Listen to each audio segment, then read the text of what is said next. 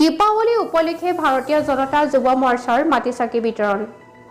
কোভিড-19ৰ মাজতে পাৰ হৈ গ'ল দুৰ্গা পূজা। কালিলৈ পোহৰৰ উৎসৱ দীপাৱলী। পোহৰৰ উৎসৱ দীপাৱলীক আদৰিবলৈ সাজু ৰাজ্যবাসী। কিন্তু পূৰ্বৰ তুলনাত এইবাৰ পোহৰৰ উৎসৱ দীপাৱলীক লৈ ৰাইজৰ মাজত নাই বিশেষ উৎসাহ আৰু উদ্দীপনা।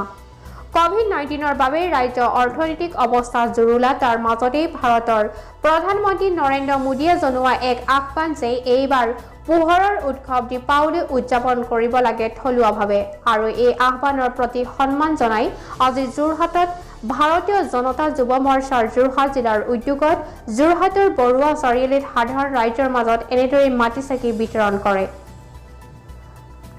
সুস্মিতা দুলা কখৰীয়া, যোৰহাট, খবৰ 24x7।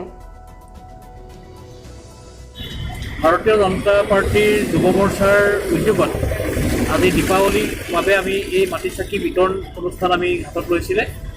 আৰু সেই কথা আমি সকলোৱে জানো যে যিহেতু চীনাত সামগ্ৰী বৰ্জন কৰিব লাগে আৰু আমাৰ থলুৱা যিসকল শিল্পী বা থলুৱা শিল্প, সেই থলুৱা শিল্পক আমি আগবঢ়াই যাব লাগে, আগবঢ়াই নিব লাগে। আৰু এই ক্ষেত্ৰত আমাৰ প্ৰধানমন্ত্ৰী নৰেন্দ্ৰ মোদী ডাঙৰীয়া তেখেতে সদায় উল্লেখযোগ্য ভূমিকা লৈ আহিছে।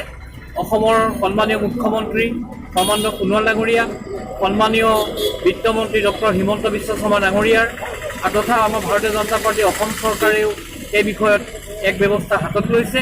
আৰু সেইবাবেই আমি সজাগ কৰিবৰ বাবে থলুৱা শিল্পক আমি উদগনি জনাবৰ বাবেই এই কাৰ্যসূচী ভাৰতীয় জনতা যুৱ মৰ্চাই হাতত লৈছে।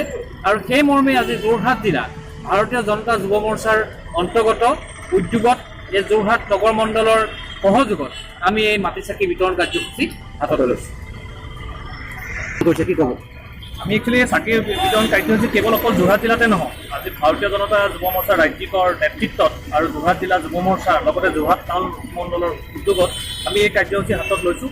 কাৰণ আপোনালোকে জানে, কাৰণ এই থলুৱাসকলক আমি কেনেকৈ সমাজৰ আগত জনপ্ৰিয়তা কৰিব পাৰোঁ, নৰেন্দ্ৰ মোদী ডাঙৰীয়াই সদায় গুৰুত্ব দি আছে। কেৱল যে অসমখনৰ ৰাজ্যতে দিছে সেইটো নহয়, কাৰণ এই দীপাৱলী হৈছে আধ্যাত্মিকতাৰ দীপাৱলী। আৰু এই থলুৱাসকলে হৈছে আধ্যাত্মিকতাৰ শক্তি, আধ্যাত্মিক শক্তিৰ জ্ঞান। গতিকে এইসকলক যে আমি সমাজত কেনেকৈ প্ৰতিষ্ঠা কৰিব পাৰোঁ, সেই উদ্দেশ্যে আমি এই লোকেল ফৰ ভোকেল এই আদৰ্শ আগত লৈ আমি এই কাৰ্যসূচী হাতত লৈছোঁ।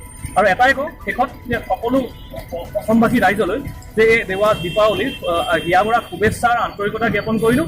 লগতে এটাই কওঁ যে এই দীপাৱলীৰ পোহৰ হওক জ্ঞান অন্বেষণৰ পোহৰ, এই পোহৰ হওক সম্প্ৰীতিৰ পোহৰ, আৰু এই পোহৰ হওক একতাৰ পোহৰ। ইয়াকে কয়।